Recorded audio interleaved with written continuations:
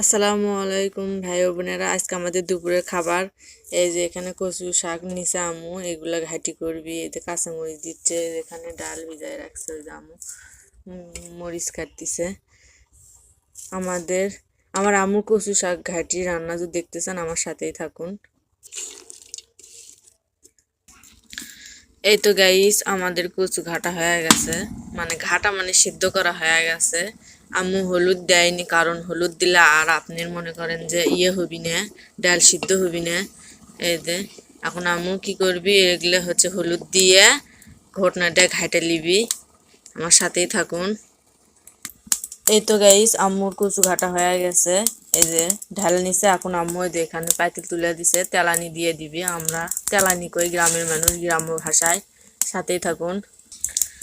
আম্মুর পেঁয়াজ ভাজা হয়ে গেছে, ডাল মশলা আর জিরে দিছে, দিয়ে যে আম্মু এখন ঢালে দিবি ডালটা।